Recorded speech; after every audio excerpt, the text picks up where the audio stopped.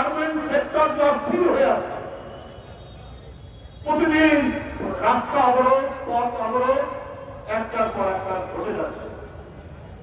এগুলো অস্থিতিশীলতা করার জন্য সালমানের ব্রাহ্মণদের যে ভূমিকা নেই এটা বলা যাচ্ছে। প্রায় 18টি ব্যবসা প্রতিষ্ঠান পাওয়া গেছে, 18টি ব্যবসা প্রতিষ্ঠান পাওয়া গেছে। আপনার কি বলে দরবেশ সালমানের ব্রাহ্মণ বাংলাদেশের শেয়ার বাজার আত্মসাৎ করেছেন, ব্যাংকগুলো লুট করেছেন, একতরফাভাবে টাকা পাচার করেছেন, কিন্তু উনাকে সাথে করে আর দিয়ে যায়নি, উনি ধরা পড়ে গেছেন।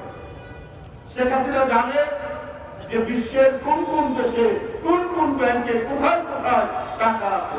এখন তো শেখ হাসিনা মজায় আছে, কারণ সালমানের ব্রাহ্মণের টাকা, সেই টাকাগুলো তিনি ভোগ করবেন। আরো যত বিদ্যুৎ কেন্দ্র বানিয়েছেন তার ঘনিষ্ঠ লোকজনদেরকে দিয়ে সেই টাকা তিনি এখন সেখানে ভোগ করবেন। এই কারণেই তাদেরকে অবাধে বাংলাদেশের অর্থনীতি, জনগণের টাকা, বাংলাদেশের আর্থিক খাত লুট করার সুযোগ করে দিয়েছে।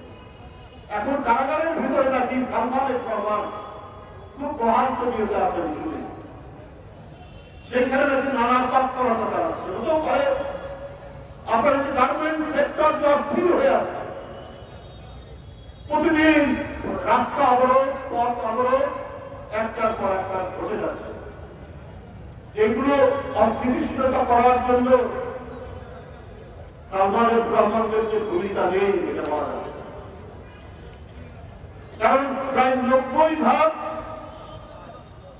গার্মেন্ট ফ্যাক্টরি হচ্ছে এই আওয়ামী ঘনিষ্ঠ মানুষদের, যাদের সাথে সালমানের ব্রাহ্মণের সম্পর্ক আছে।